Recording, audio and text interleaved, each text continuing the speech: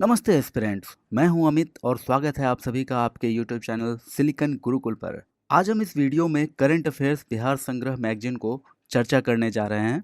यह एक monthly magazine है जिसे दृष्टि आईएएस के द्वारा हर महीने पब्लिश किया जाता है। अगर आपने 71वीं बीपीएससी का फॉर्म भरा है तो आपके लिए ये वीडियो बहुत ही इंपॉर्टेंट हो सकता है।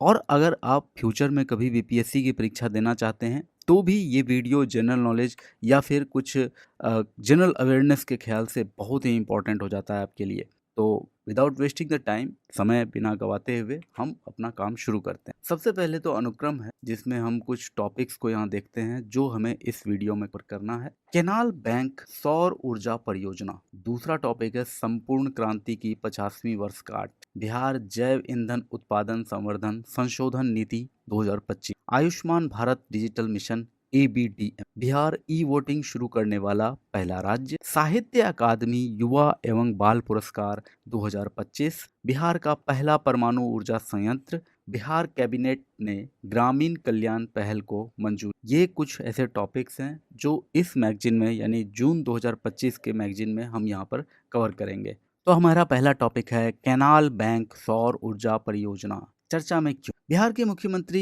नीतीश कुमार ने पटना जिले में विक्रम लॉक केनाल बैंक सौर ऊर्जा परियोजना का उद्घाटन किया। यह पहल राज्य के जल जीवन हरियाली मिशन JJHM का एक हिस्सा है जो पारंपरिक ऊर्जा स्रोतों से पर्यावरणीय क्षति को कम करने के लिए नवीकरणीय और हरित ऊर्जा को प्रोत्साहित करता है। तो देखो, विक्रम पटना से दक्षिण में, पटना के साउथ में एक ब्लॉक है, विक्रम एक जगह का नाम है, और वहीं पर ये एक विक्रम लॉक कैनाल बैंक सौर ऊर्जा परियोजना का उद्घाटन किया गया है बिहार के मुख्यमंत्री नीतीश कुमार के द्वारा।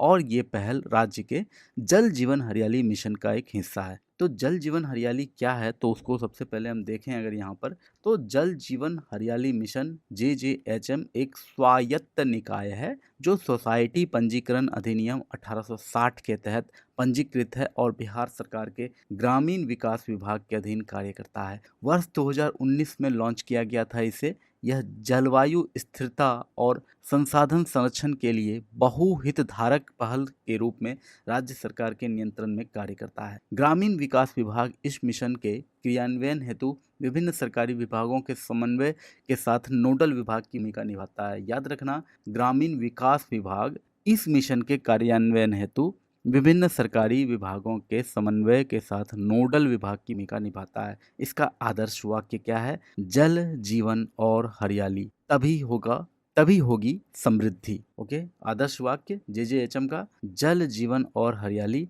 तभी होगी समृद्धि। उद्देश्य क्या है इस मिशन का, यानी जल जीवन हरियाली मिशन का उद्देश्य क्या है, लक्षित क्षेत्र क्या है? तो यह मिशन जलवायु स्थिरता यानी क्लाइमेट कंट्रोल या क्लाइमेट स्टेबिलिटी, जल संरक्षण, प्रदूषण मुक्त पारिस्थितिकी तंत्र और जलवायु लचीली कृषि को प्रोत्साहित करता है। यह नवीकरणीय ऊर्जा के उपयोग, ऊर्जा संरक्षण और सार्वजनिक जलवायु जागरूकता को भी बढ़ावा देता है। JJHM नागरिकों को स्थायी पारिस्थितिकी प्रभाव के लिए लक्षित समयबद्ध कार्यों के माध्यम से हरित भविष्य का निर्माण करने के लिए सशक्त बनाता है। तो आप सबको पता है कि पॉल्यूशन जिस तरह से बढ़ रहा है तो हमारा पारिस्थितिकी तंत्र, हमारा जलवायु, ये सब कुछ बदल रहा है और ये इंसान के लिए, मानव जाति के लिए अच्छा नहीं, बहुत हानिकारक है। और इसी दुष्प्रभाव को कम करने के लिए जो मानव का प्रयास हो सकता है, उन्हीं लक्षित प्रयासों को इस जल जीवन हरियाली मिशन का लक्ष्य बनाया गया है। और हम फिर से बात करते हैं अपना इस केनाल बैंक सौर ऊर्जा परियोजना की। तो परियोजना के बारे में कुछ तथ्य है। सौर ऊर्जा परियोजना पटना के विक्रम में मुख्य नहर से 2 किलोमीटर क्षेत्र में स्थित है। इसकी स्थापित क्षमता 2 मेगावाट है और यह जल संसाधन विभाग द्वारा उपलब्ध कराई गई 5.7 एकड़ भूमि पर बनी है। यह परियोजना रेस्को नवीकरणीय ऊर्जा सेवा कंपनी मॉडल के तहत विकसित की गई है, जहां एक निजी फर्म तीसरा पक्ष प्रणाली को स्थापित, संचालित और रख रखाव कर। तो ये था हमारा पहला टॉपिक, केनाल बैंक सौर ऊर्जा परियोजना। उम्मीद है आपको ये टॉपिक अच्छा लगा होगा। इसके कुछ प्रमुख घटक जो हम 11 सूत्री एजेंडा हमारा छूट गया था, जल जीवन हरियाली मिशन का 11 सूत्री एजेंडा है। ये 11 सूत्र, इसमें क्या क्या है? सार्वजनिक जल संरचनाओं की मरम्मत।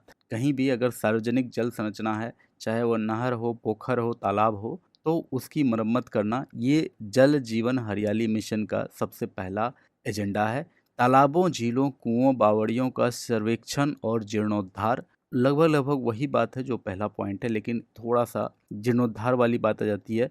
यानी कि अगर पूरी तरह से खत्म हो गया है वो तालाब, झील या फिर कुआँ, तो उसका जीर्णोद्धार किया जाए, यानी कि उसको फिर से बनाया जाए। सार्वजनिक कुओं का जीर्णोद्धार, नहरों, धाराओं के पास कुएँ, चेक डैम बनाना, छोटी नदियों, पहाड़ी क्षेत्रों में चेक डैम बनाना, अधिशेष जल को कमी वाले क्षेत्रों में स्थानांतरित करना, वर्षा जल संचयन संरचनाएं बनाना, पशुओं के पीने के पानी में सुधार करना, वैकल्पिक फसलों और आधुनिक तकनीकों को बढ़ावा देना, सौर ऊर्जा और संरक्षण को प्रोत्साहित करना, जल जीवन हरियाली जागरूकता अभियान। ये 11 सूत्री एजेंडा जल जीवन हरियाली मिशन के अंतर्गत आता है और हमें इसको अपने दिमाग में रखना है, इसके लिए बहुत इंपॉर्टेंट हो जाता है। नेक्स्ट टॉपिक है हमारा संपूर्ण क्रांति की 50वीं वर्षगांठ। चर्चा में क्यों? हाल ही में बिहार के पटना में जयप्रकाश नारायण के संपूर्ण क्रांति के आह्वान की 50वीं वर्षगांठ मनाई। संपूर्ण क्रांति के बारे में जानते हैं पहले। तो 5 जून 1974 को जयप्रकाश नारायण ने गांधी मैदान पटना में संपूर्ण क्रांति का आह्वान किया। उद्देश्य क्या था इस संपूर्ण क्रांति का? वर्ष 1974 के इस आंदोलन का उद्देश्य भूख, भ्रष्टाचार, अन्याय, आर्थिक कठिनाई और राजनीतिक उत्पीड़न को दूर करने के लिए सामाजिक सुधार की मांग करना था। इसका प्रभाव क्या रहा? 1970 के दशक में इस आंदोलन ने सत्ताधारी व्यवस्था को चुनौती देने हेतु विभिन्न विपक्षी समूहों को एक मंच पर लाने का कार्य किया। गैर चुनावी दृष्टिकोण और जन आंदोलन ने भविष्य की राजनीतिक रणनीतियों और कार्यों को आकार दिया। संपूर्ण क्रांति ने एक व्यापक राजनीतिक परिवर्तन को प्रेरित किया जो दिल्ली तक फैल गया और राष्ट्रीय राजनीति को प्रभावित किया। इस आंदोलन से उत्पन्न हुई अशांति ने वर्ष 1975 में आपातकाल की घोषणा में योगदान किया। तो एक लंबी कहानी है, इसे हम बाद में कभी डिस्कस करेंगे, लेकिन संपूर्ण क्रांति अपने आप में पूरे देश के सभी नेताओं को हिला के रख देने वाला, चाहे वो पक्ष हो विपक्ष हो, ये इस तरह का एक क्रांति था। और 1975 में जो आपातकाल की घोषणा हुई थी उसका कहीं ना कहीं एक कारण इस आह्वान को माना जाता है, जयप्रकाश नारायण के इस आह्वान को माना जाता है। जब इंदिरा गांधी ने, तत्कालीन प्रधानमंत्री इंदिरा गांधी ने आपातकाल की घोषणा की थी, तो उसमें एक कारण जयप्रकाश नारायण के एक भाषण को भी बताया था, जिसमें उन्होंने जो सशस्त्र बल हैं, जो पुलिस हैं, होमगार्ड हैं, उनको भी इस आंदोलन में आने के लिए उन्होंने आह्वान किया था। बस उसी बात का एक नोट लेकर के, उसी बात का एक समझ लो कि बहाना लेकर के भी आपातकाल का घोषणा हुआ था। आपातकाल का घोषणा करने में इंदिरा गांधी ने कई सारे कारण गिनाए थे, जिसमें कि एक कारण वो भी था जयप्रकाश नारायण का सशस्त्र सेना बलों को या पुलिस को अपने आंदोलन में शामिल होने के लिए जो आह्वान किया था, वो भी एक कारण था। जयप्रकाश नारायण के बारे में हम जानते हैं तो इन्हें लोकनायक के रूप में जाना जाता है, लोकनायक के रूप में प्रसिद्ध। जयप्रकाश नारायण एक क्रांतिकारी राजनीतिक चिंतक तथा जननेता थे। उनका जन्म 11 अक्टूबर 1902 को सिताबदियारा, बिहार में हुआ था। वे भारतीय स्वतंत्रता संग्राम के साथ साथ स्वतंत्रता के बाद लोकतांत्रिक पुनरुत्थान के प्रमुख नेता रहे। प्रारंभ में मार्क्सवाद से प्रभावित होने के बाद उन्होंने गांधीवादी सर्वोदय विचारधारा को अपनाया, जिसमें अहिंसा, ग्राम स्वराज, गांव आधारित आत्मनिर्भरता तथा सामाजिक सुधारों पर विशेष जोर दिया। उन्होंने भारतीय स्वतंत्रता आंदोलन में सक्रिय भागीदारी निभाई तथा बाद में कांग्रेस सोशलिस्ट पार्टी और प्रजा सोशलिस्ट पार्टी जैसे समाजवादी संगठनों के गठन में महत्वपूर्ण भूमिका निभाई। मार्च 1943 में जयप्रकाश नारायण ने राम मनोहर लोहिया, फुलैना प्रसाद वर्मा, सुराज नारायण सिंह और योगेंद्र शुक्ल जैसे नेताओं के साथ मिलकर नेपाल के तराई क्षेत्र में राजविलास वन में आज़ाद दस्ता का गठन किया। आज़ाद दस्ता एक क्रांतिकारी गुरिल्ला संगठन था, जिसका उद्देश्य था ब्रिटिश प्रशासनिक गतिविधियों में हस्तक्षेप कर उनकी सत्ता को कमजोर करना, तार और रेलवे जैसी संचार प्रणालियों को नष्ट कर ब्रिटिश ढांचे को बाधित करना, ब्रिटिश विरोधी प्रचार प्रसार कर लोगों में औपनिवेशिक शासन के विरुद्ध जन प्रतिरोध को प्रेरित करना। वर्ष 1970 में उन्होंने जनता पार्टी के गठन में महत्वपूर्ण भूमिका निभाई। याद रखना, वर्ष 1970 में उन्होंने जनता पार्टी के गठन में महत्वपूर्ण भूमिका निभाई और नागरिक स्वतंत्रता तथा नैतिक राजनीति के प्रबल पक्षधर रहे। उन्होंने भारत के लोकतांत्रिक आंदोलनों पर एक दीर्घकालिक प्रभाव छोड़ा था। तो ये थे हमारे लोकनायक जयप्रकाश। तो इनका एक जो सबसे इम्पोर्टेंट बात आपको याद रहना चाहिए, मार्च 1943 में जयप्रकाश नारायण ने राम मनोहर लोहिया, फुलेना प्रसाद वर्मा, सूरज नारायण सिंह और योगेंद्र शुक्ल जैसे नेताओं के साथ मिलकर नेपाल के तराई क्षेत्र के राजविलास वन में आजाद दस्ता का गठन किया था। कांग्रेस सोशलिस्ट पार्टी, प्रजा सोशलिस्ट पार्टी जैसे समाजवादी संगठनों के गठन में महत्वपूर्ण भूमिका भी इन्होंने निभाया। प्रारंभ में मार्क्सवाद से प्रभावित रहे थे, बाद में उन्होंने गांधीवादी सर्वोदय विचारधारा को अपना लिया। तो ये सब इम्पोर्टेंट बातें हैं और 1970 में उन्होंने जनता पार्टी के गठन में महत्वपूर्ण भूमिका निभाई। अब आइए, अगला टॉपिक है हमारा बिहार जैव ईंधन उत्पादन संवर्धन संशोधन नीति 2025 चर्चा में। बिहार सरकार ने निजी क्षेत्र की अधिक भागीदारी को प्रोत्साहित करने के लिए अपनी जैव ईंधन उत्पादन संवर्धन नीति 2023 करते हुए बिहार जैव ईंधन उत्पादन संवर्धन संशोधन नीति 2025 प्रस्तुत। संशोधन नीति का उद्देश्य जैव ऊर्जा उत्पादन में वृद्धि करना तथा नवीकरणीय ऊर्जा लक्ष्यों की दिशा में राज्य की प्रगति में तेजी लाना। मुख्य बिहार जैव ईंधन उत्पादन संवर्धन नीति 2023 के बारे में पहले जानते हैं, फिर हम बात करेंगे बिहार जैव ईंधन उत्पादन संवर्धन संशोधन नीति 2025। 2023 के बारे में बिंदु है, बिहार सरकार ने अपनी पिछली इथेनॉल उत्पादन संवर्धन नीति 2021 को विस्तार देते हुए बिहार जैव ईंधन उत्पादन संवर्धन नीति 2023 का शुभारंभ किया था, ताकि इथेनॉल से आगे बढ़कर संपीड़ित कंप्रेस्ड जैव gas CBG, compressed biogas CBG, जैव CNG, कंप्रेस्ड नेचुरल गैस इकाइयों को भी सम्मिलित किया जा सके। यह नीति कृषि अवशेषों, पशुओं के गोबर तथा अपशिष्ट का उपयोग करते हुए जैव ईंधन के उत्पादन को बढ़ावा देती है, जिसका उद्देश्य किसानों की आय बढ़ाना, रोजगार सृजन करना तथा राष्ट्रीय जैव ईंधन नीति 2018 के साथ संरेखन स्थापित करना। उद्देश्य क्या है इसका? ये जो जैव ईंधन उत्पादन संवर्धन संशोधन नीति 2025 का उद्देश्य अगर हम देखें तो यह नीति का उद्देश्य राष्ट्रीय जैव ईंधन नीति 2018 के तहत सभी अनुमत फीड स्टॉक से 100% ईंधन ग्रेड इथेनॉल और कंप्रेस्ड बायोगैस और बायो कंप्रेस्ड नेचुरल गैस यानी CNG का उत्पादन संभव बनाना है तथा बिहार में इन जैव ईंधनों हेतु ग्रीनफील्ड स्टैंड अलोन इकाइयों को बढ़ावा देना है। तो आप सबको पता होना चाहिए कि ग्रीनफील्ड स्टैंड अलोन इकाई का मतलब क्या हो गया। ग्रीनफील्ड का मतलब होता है जो स्क्रैच शुरू किया जाए, यानी खाली जमीन से फैक्ट्री को बनाना शुरू किया जाए और फैक्ट्री बन के तैयार हो जाए, that is called greenfield. Coverage की बात करें अगर, नीति में वे इकाइयां शामिल हैं जो 100% ईंधन ग्रेड इथेनॉल एकल या दोहरी फीड का उत्पादन करती है, संपीड़ित जैव गैस कंप्रेस्ड बायोगैस, जैव CNG कंप्रेस्ड नेचुरल गैस का उत्पादन करती है। ये सब इकाइयां इस नीति के अंतर्गत कवर्ड है। और प्रोत्साहन की अब बात करते हैं हम। यह नीति संयंत्र और मशीनरी लागत का 15% या 5 करोड़ रुपए जो भी कम हो की पूंजी सब्सिडी प्रदान करता है। SC, ST, EBC, महिलाएं, विकलांग, युद्ध विधवाएं, एसिड अटैक पीड़ित तथा तीसरे लिंग के उद्यमियों के लिए यह सब्सिडी 15.75% या 5.25 करोड़ रुपए जो भी कम हो निर्धारित की गई है। बिहार जैव ईंधन उत्पादन संवर्धन संशोधन नीति 2025 में प्रमुख परिवर्तन क्या क्या किया गया है? तो भूमि पट्टा, देखो पहले जो 2023 में था ये नीति बिहार जैव ईंधन उत्पादन संवर्धन संशोधन नीति, उससे 2025 में ये परिवर्तन है। सबसे पहला परिवर्तन, अब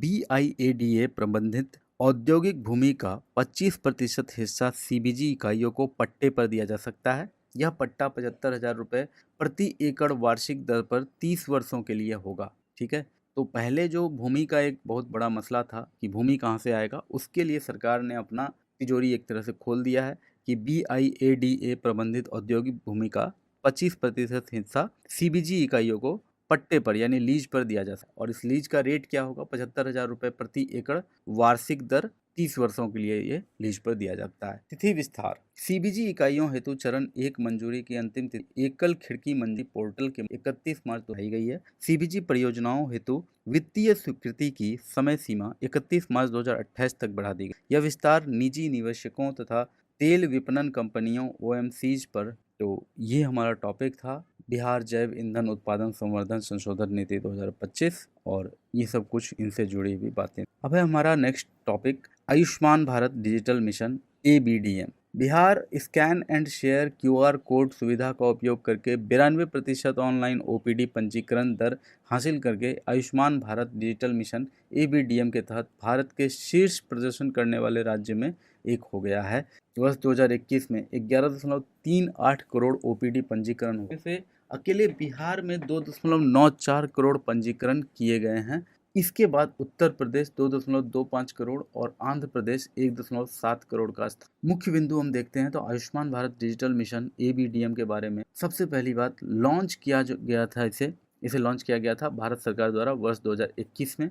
उद्देश्य क्या था? एक मजबूत डिजिटल स्वास्थ्य पारिस्थितिकी तंत्र का निर्माण करना जो स्वास्थ्य डाटा के सुरक्षित, कुशल तथा समावेशी आदान प्रदान को सुनिश्चित करता है। साथ ही देश भर में स्वास्थ्य सेवाओं की पहुंच, समानता तथा समग्र गुणवत्ता में सुधार करता है। बजट आवंटन, इसे 2021-22, 2025-26 तक 1600 करोड़ रुपए के 5 वर्षीय परिव्यय के साथ लॉन्च किया गया। ABDM के प्रमुख घटक, आभा नंबर, आयुष्मान भारत स्वास्थ्य खाता। आभा ऐप उपयोगकर्ताओं को आभा पता बनाने, अपने स्वास्थ्य रिकॉर्ड को लिंक करने तथा व्यक्तिगत स्वास्थ्य डाटा साझा करने के लिए सहमति को नियंत्रित करने की अनुमति देता है। आभा मोबाइल ऐप व्यक्तिगत स्वास्थ्य रिकॉर्ड PHR, यह आभा पता बनाने और स्वास्थ्य रिकॉर्ड को जोड़ने की सुविधा प्रदान करता है। यह उपयोगकर्ताओं को डाटा साझा करने के लिए अपनी सहमति प्रबंधित करने की अनुमति देता है। तो आपने भी अगर आभा ऐप इंस्टॉल किया है तो आप पाएंगे कि हॉस्पिटल में जो सदर अस्पताल होता है, सरकारी अस्पताल, वहाँ इलाज कराना बहुत ही सिंपल हो जाता है। लंबी लाइन में नहीं लगना होता। आभा से आप डायरेक्ट रजिस्ट्रेशन कर अपना काम कर सकते। Health care professional registry HPR, यह सत्यापित स्वास्थ्य पेशेवरों के एक राष्ट्रीय डिजिटल प्लेटफॉर्म है। इससे योग्य सेवा प्रदाताओं तक आसान पहुंच संभव हो जाती है। स्वास्थ्य सुविधा रजिस्ट्री HFR, यह सार्वजनिक तथा निजी स्वास्थ्य सुविधाओं का एक व्यापक डाटाबेस। यह सेवा समन्वय तथा प्रणाली एकीकरण में सुधार करता है। डिजिटल स्वास्थ्य पारिस्थितिकी तंत्र के लाभ, मरीजों के स्वास्थ्य रिकॉर्ड को डिजिटल रूप में संग्रहित किया जाता है जिससे भौतिक दस्तावेजों की आवश्यकता समाप्त हो जाती है और कागजी कार्रवाई कम हो। नुस्खों, नैदानिक परिणामों तथा उपचार के इतिहास तक वास्तविक समय पर पहुंच, रोगी की सहमति से भविष्य की यात्राओं के दौरान अस्पताल की प्रक्रियाओं में तेजी तथा देखभाल की निरंतरता सुनिश्चित करती है। तो डिजिटल स्वास्थ्य पारिस्थितिकी तंत्र के लाभ में से ये 2 लाभ हैं कि मरीजों का स्वास्थ्य रिकॉर्ड डिजिटल रूप में संग्रहित होता है और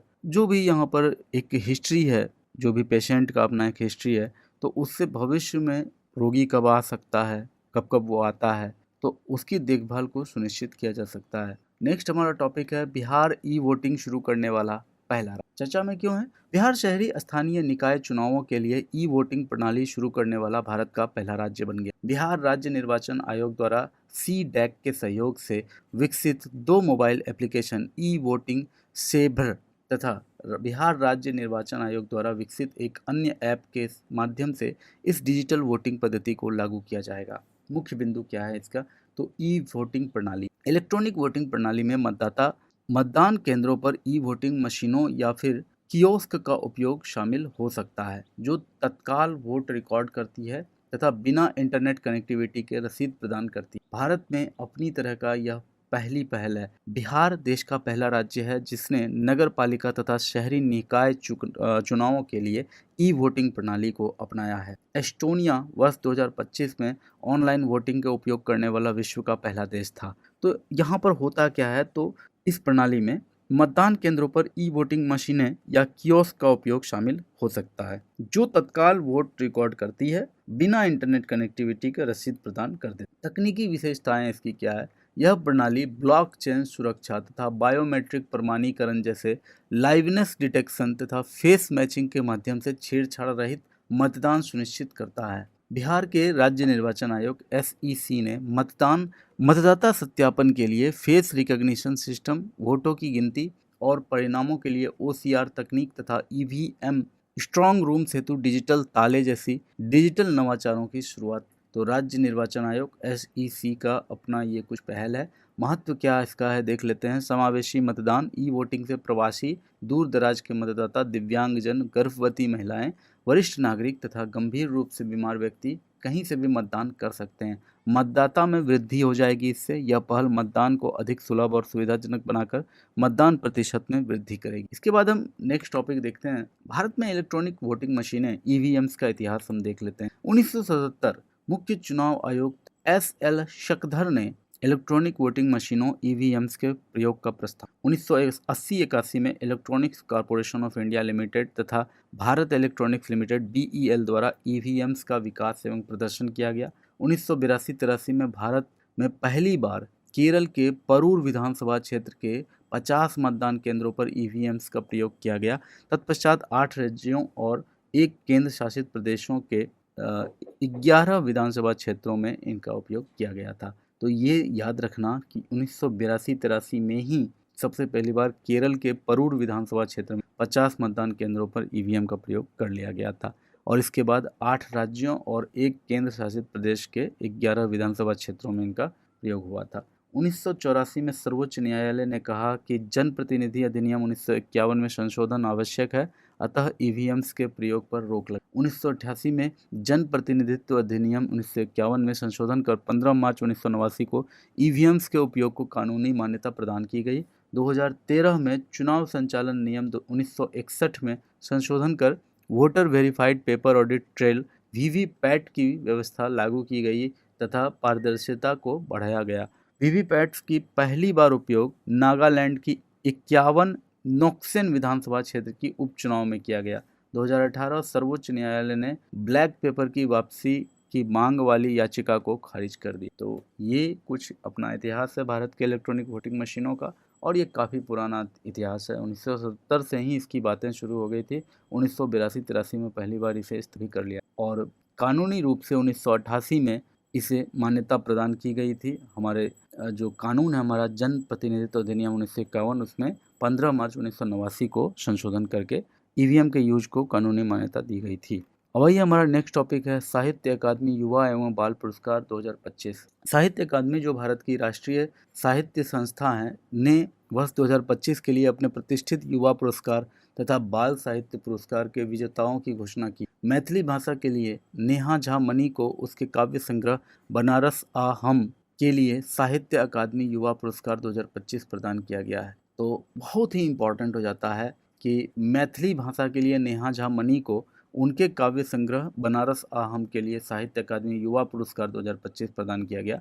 तो मैथिली भाषा जैसे ही आता है तो बिहार यहाँ पर बहुत इंपॉर्टेंट रोल में आ जाता है और बीपीएससी में ये क्वेश्चन बन सकता है। तो नेहा झा मनी को उनके काव्य संग्रह बनारस आ हम के लिए साहित्य अकादमी युवा पुरस्कार 2025 प्रदान किया गया है। साहित्य अकादमी जो भारत का राष्ट्रीय साहित्य संस्था है वर्ष 2025 के लिए अपने प्रतिष्ठित युवा पुरस्कार तथा बाल साहित्य पुरस्कार के विजेताओं मुख्य बिंदु देख लेते हैं। तो प्रमुख विजेता साहित्य अकादमी युवा पुरस्कार 2025 अंग्रेजी भाषा में ये पुरस्कार मिला है अद्वैत कोत्तारी को उपन्यास Siddharth the boy who became the Buddha के लिए। तो याद रखना अद्वैत कोत्तारी उनका उपन्यास क्या है तो Siddharth the boy who became the Buddha. ये अंग्रेजी के लिए साहित्य अकादमी युवा पुरस्कार अद्वैत कोत्तारी। बार बार बोल रहा हूँ ताकि बार बार आपसे इसका इंटरेक्शन हो और शायद एग्जाम तक ब्रेन में अपना जाए। हिंदी में किसको मिला है तो पार्वती तिर्की को हिंदी में साहित्य अकादमी पुरस्कार मिला है। साहित्य अकादमी युवा पुरस्कार मिला है 2025 का फिर उगना कविता संग्रह के लिए। तो पार्वती तिर्की ने अपना एक कविता संग्रह लिखा है, रचना किया है फिर उगना, उसके लिए साहित्य अकादमी युवा पुरस्कार 2025 मिला है। उर्दू में नेहा रुबाब को उपन्यास मजहरुल हक तहरीक ए आज़ादी ए हिंद का फरामोश करदह कायद के लिए। तो एक लंबा नाम है, आपको याद रखना है। उर्दू में साहित्य अकादमी युवा पुरस्कार 2025 का नेहा रुबाब को मिला है उसके उपन्यास मजहरुल हक तहरीक ए आज़ादी ए हिंद का फरामोश करदह कायद। तो मजहरुल हक आप सबको पता होगा बिहार से ही बिलोंग करते थे। आज़ादी के लड़ाई में इनका एक अपना बहुत बड़ा योगदान रहा था और उर्दू हमारे राज्य का राजकीय भाषा है बिहार का। तो इस हिसाब से भी ये जो अपना फैक्ट है बहुत ज़्यादा वीवीआई होता है एग्जाम। वीवीआई तो सारे हैं लेकिन इस तरह से हमें कुछ याद रखना चाहिए। बाल साहित्य पुरस्कार में सबसे पहले अंग्रेजी में नितिन कुशलप्पा एमपी को दक्षिण South Indian myths and fables retold के लिए उन्हें अंग्रेजी में बाल साहित्य पुरस्कार मिला है साहित्य अकादमी के द्वारा। हिंदी में सुशील शुक्ल को एक बात एक बातों एक बातई बारह के लिए, हिंदी का सुशील शुक्ल को एक बातई बारह के। मैथिली में मुन्नी कामत को चुक्का बाल कहानियों का संग्रह के लिए, मैथिली भाषा का जो बाल साहित्य पुरस्कार है वो मुन्नी कामत को मिला है चुक्का लिखने के लिए। चुक्का क्या है, तो बाल कहानियों का एक संग्रह है। और उर्दू में गज नफर इकबाल को कौमी सितारे लेख संग्रह के लिए ये पुरस्कार दिया गया। ये कुछ फैक्ट है। अब आइए साहित्य अकादमी के बारे में हम बात। तो साहित्य अकादमी की स्थापना 12 मार्च 1954 को भारत सरकार द्वारा राष्ट्रीय साहित्य अकादमी के रूप में औपचारिक रूप से उद्घाटन किया गया था, या यूं कह लो स्थापित किया गया था। उद्देश्य क्या है? भारतीय साहित्य को बढ़ावा देना, उच्च साहित्यिक मानदंड स्थापित करना, विभिन्न भाषाओं के बीच संवाद को प्रोत्साहित करना तथा सांस्कृतिक एकता को बढ़ावा देना। भाषाएं, इसमें 24 भारतीय भाषाओं में कार्य होता है, जिनमें 22 संवैधानिक भाषाएं हैं। अंग्रेजी और राजस्थानी भी इसमें शामिल है। गतिविधियां, तो पुस्तकें, पत्रिकाएं, शब्दकोश और विश्वकोश प्रकाशित करता है। अब तक 6000 से अधिक पुस्तकें, लगभग हर 19 घंटे में एक नई पुस्तक ये प्रकाशित होता है साहित्य की ओर से। भारत और विदेशों में प्रति वर्ष लगभग 300 सेमिनार, कार्यशालाएं और साहित्यिक बैठकें आयोजित करता है। अनुवाद केंद्र और लेखागार चलाता है। जनजातीय और मौखिक साहित्य को बढ़ावा देता है। 24 वार्षिक साहित्यिक पुरस्कार, 24 अनुवाद पुरस्कार, भाषा सम्मान, फेलोशिप तथा सांस्कृतिक आदान प्रदान कार्यक्रम प्रदान करता है। साहित्य अकादमी बाल साहित्य पुरस्कार की स्थापना वर्ष 2010 में की गई थी। यह प्रतिवर्ष उन उत्कृष्ट बाल साहित्य कृतियों को सम्मानित करने हेतु प्रदान किया जाता है जो 9 से 16 वर्ष की आयु के पाठकों के लिए लिखी गई हों। यह पुरस्कार साहित्य अकादमी द्वारा मान्यता प्राप्त 24 भारतीय भाषाओं में दिए जाते हैं। पुरस्कार के घटक 50,000 रुपए की पुरस्कार राशि, उत्कीर्ण पट्टिका, प्लॉक और एक शाल और एक प्रशस्ति पत्र ये पुरस्कार में मिलता है। पात्रता मानदंड क्या है? तो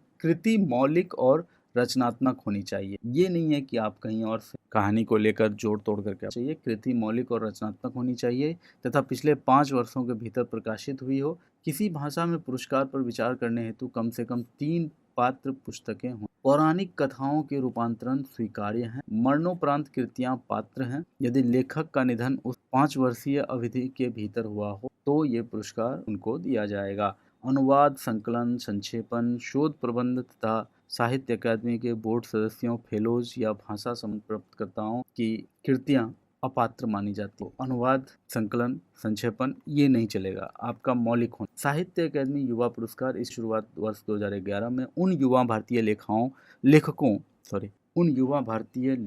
35 वर्ष या उससे कम आयु को सम्मानित करने की गई थी। इन्होंने 24 मान्यता प्राप्त भाषाओं में मौलिक साहित्यिक कृतियां प्रस्तुत। केवल अकादमी पुरस्कार ही आत्म नामांकन तथा प्रकाशक नामांकन के लिए खुले होते। इसमें 50,000 रुपए की नगद राशि, एक पट्टिका, शॉल तथा प्रशस्ति पत्र शामिल। पात्रता क्या है? लेखक भारतीय नागरिक होना चाहिए। पुरस्कार वर्ष की 1 जनवरी को आयु 35 वर्ष या उससे कम होनी चाहिए। कृति मौलिक होनी चाहिए। अनुवाद, संक्षिप्तीकरण, शोध प्रबंध या पहले से पुरस्कृत कृति नहीं होनी चाहिए। मरणोपरांत कृतियां स्वीकार नहीं की जाती। और भाषा में न्यूनतम 3 पात्र पुस्तकों की उपलब्धता अनिवार्य है। तो ये एक यहाँ पर हम देख सकते हैं साहित्य अकादमी पुरस्कार के लिए। बिहार का पहला परमाणु ऊर्जा संयंत्र चर्चा में। बिहार भारत के उन पहले 6 राज्यों में शामिल होगा जिन्हें देश के नए परमाणु ऊर्जा मिशन के तहत अपना पहला परमाणु ऊर्जा संयंत्र मिलेगा। परमाणु ऊर्जा संयंत्र के बारे में हम कुछ देखें यहाँ तो घोषणा और अनुमोदन। पटना के पूर्वी क्षेत्र में विद्युत मंत्रियों की 5वीं बैठक के दौरान केंद्रीय विद्युत मंत्री ने यह घोषणा की कि बिहार में लघु modular reactor SMR small modular reactor तकनीक पर आधारित परमाणु विद्युत संयंत्र स्थापित करने के लिए केंद्र सरकार ने मंजूरी प्रदान की। इस बैठक में बिहार, पश्चिम बंगाल, ओडिशा, झारखंड और अंडमान निकोबार द्वीप समूह के प्रतिनिधियों ने भाग लिया। तो याद रखना, जो 6 नए परमाणु ऊर्जा संयंत्र लगना है 6 राज्यों में, उसमें कौन कौन है बैठक में शामिल? तो बिहार, पश्चिम बंगाल, ओडिशा, झारखंड, अंडमान निकोबार द्वीप। तो 1 2 5 ही हो रहा है, ठीक है, उसको बाद में हम देख लेंगे। तो इस बैठक में बिहार, पश्चिम बंगाल, ओडिशा, झारखंड और अंडमान एवं निकोबार द्वीप प्रतिनिधि भाग लिया, जो पूर्वी क्षेत्र के परमाणु ऊर्जा को बढ़ावा देने की दिशा में महत्वपूर्ण। बिहार के लिए है इस परियोजना के माध्यम से राज्य में स्थिर विद्युत आपूर्ति सुनिश्चित होने, औद्योगिक निवेश को आकर्षित करने, रोजगार सृजन तथा तकनीकी उन्नत को प्रोत्साहन मिलने की उम्मीद है। विद्युत की कमी और सीमित आधारभूत संरचना से जुड़ी बिहार की पारंपरिक चुनौतियों को देखते हुए यह कदम इसके ऊर्जा परिदृश्य एक परिवर्तनकारी बदलाव का परमाणु ऊर्जा मिशन महत्वाकांक्षी क्षमता विस्तार। इसका उद्देश्य भारत की परमाणु ऊर्जा क्षमता को वर्तमान 180 मेगावाट 30 जनवरी 2025 तक से बढ़ाकर वर्ष 2047 तक 100 गीगावाट, देखो अपने आप में बहुत बड़ा लक्ष्य है, 8000 मेगावाट और 100 गीगावाट करना।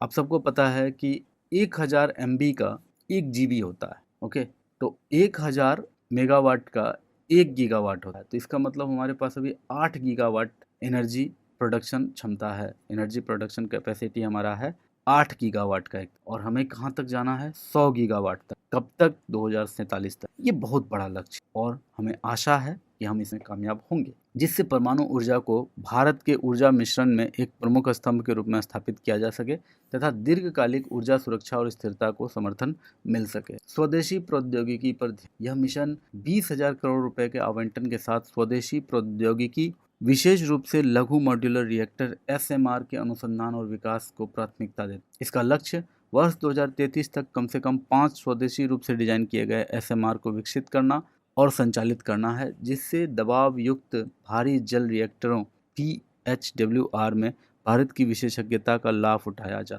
प्रत्येक राज्य में संयंत्र। इस मिशन के अंतर्गत भारत की ऊर्जा सुरक्षा को बढ़ाने के लिए प्रत्येक राज्य में एक परमाणु ऊर्जा संयंत्र स्थापित करने का भी लक्ष्य निर्धारित किया गया है। निजी क्षेत्र की भागीदारी, निजी निवेश और सहयोग को प्रोत्साहित करने के लिए परमाणु ऊर्जा अधिनियम 1962 तथा परमाणु क्षति के लिए नागरिक दायित्व अधिनियम 2010 में संशोधन के लिए विधायी परिवर्तन की योजना बनाई गई है। इससे परमाणु परियोजनाओं की तीव्र स्थापना, नवाचार और आर्थिक विकास को सहायता मिलेगी, क्योंकि निजी संस्थाएं भूमि पूंजी और वित्त पोषण का योगदान करेंगी, जबकि NPCIL nuclear power corporation of India limited reactor परिचालन का प्रबंध करेगी। लघु मॉड्यूलर रिएक्टर आखिर होता क्या है? SMR एक उन्नत परमाणु रिएक्टर है जिसकी क्षमता 300 मेगावाट तक होती है, जो पारंपरिक रिएक्टरों की क्षमता का लगभग 1/3 है। यह तकनीक उन्नत, लागत प्रभावी तथा सुरक्षित है।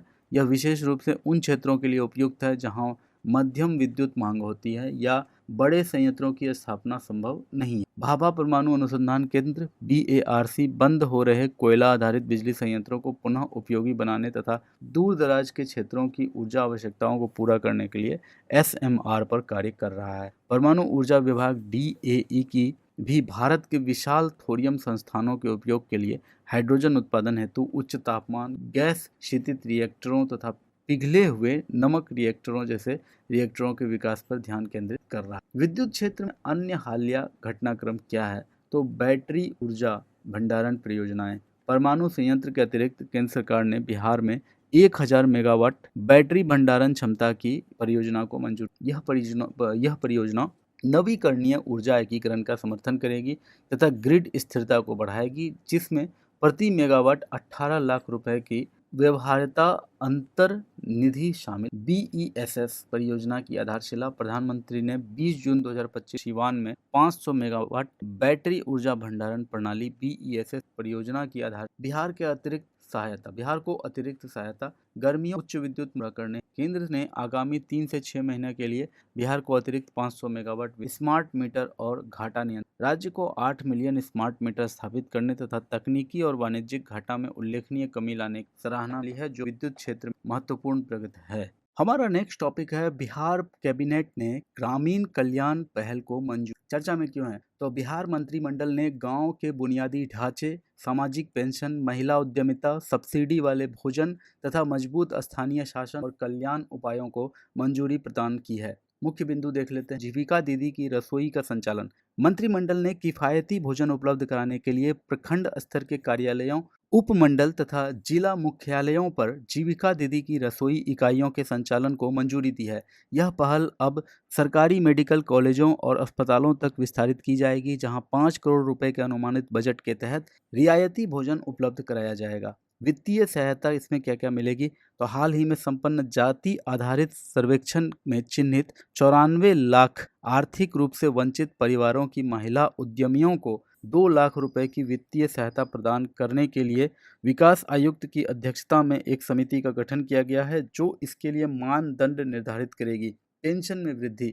मंत्रिमंडल ने बुजुर्गों, दिव्यांग व्यक्तियों तथा विधवाओं हेतु संचालित सामाजिक सुरक्षा योजनाओं के अंतर्गत दी जाने वाली पेंशन राशि में वृद्धि को मंजूरी दी है, जिसके तहत मासिक पेंशन ₹400 से बढ़ाकर ₹1100 कर दी। महात्मा गांधी राष्ट्रीय ग्रामीण रोजगार गारंटी अधिनियम मनरेगा के अंतर्गत ग्राम पंचायत द्वारा अनुमोदित कार्यों के लिए व्यय सीमा को 5 लाख रुपए से बढ़ाकर 10 लाख रुपए कर दिया गया है। पंचायती राज प्रतिनिधियों के लिए भत्ते। त्रिस्तरीय पंचायती राज्य संस्थाओं के निर्वाचित प्रतिनिधियों तथा ग्राम कचहरी के सदस्य को दिए जाने वाले भत्तों में 1.5 गुना की वृद्धि की गई है। अनुग्रह राशि। पंचायत या ग्राम कचहरी के सदस्य की कार्यकाल के दौरान प्राकृतिक मृत्यु होने पर उनके निकटतम परिजन को 5 लाख अनुग्रह राशि दी जाएगी। विवाह हॉल निर्माण। प्रत्येक विवाह हॉल का निर्माण 50 लाख रुपए की लागत से किया जाएगा और इसे वर्तमान वित्त वर्ष से आरंभ करते हुए 5 वर्षों की अवधि में चरणबद्ध रूप से क्रियान्वित किया जाए। बिहार ग्रामीण आजीविका परियोजना क्या है? सबसे पहले जानते हैं जीविका के बारे में। जीविका बिहार ग्रामीण आजीविका परियोजना है, जिसका उद्देश्य बिहार में गरीब ग्रामीणों का सामाजिक और आर्थिक सशक्तिकरण करना है। यह परियोजना बिहार ग्रामीण आजीविका संवर्धन सोसाइटी BRLPS द्वारा प्रबंधित की जाती है, जो बिहार सरकार के ग्रामीण विकास विभाग के अधीन एक स्वायत्त निकाय है। इस परियोजना को प्रारंभ में विश्व बैंक द्वारा समर्थन प्राप्त था और बाद में इसे बिहार कोसी बाढ़ पुनर्प्राप्ति परियोजना BKFRP के आजीविका पुनर्स्थापन घटक सम्मिलित करते हुए विस्तारित किया गया। राष्ट्रीय ग्रामीण आजीविका मिशन NRLM के अंतर्गत गरीबी उन्मूलन की रणनीतियों को लागू करते हुए BRLPS को बिहार राज्य के लिए राज्य ग्रामीण आजीविका मिशन SRLM के रूप में नामित किया गया है। दीदी की रसोई पहल क्या है? ये तो केरल के कुडुम्बश्री मॉडल से प्रेरित यह पहल वर्ष 2018 में शुरू की गई थी, जिसका उद्देश्य बिहार में सस्ता भोजन उपलब्ध कराना है। यह बिहार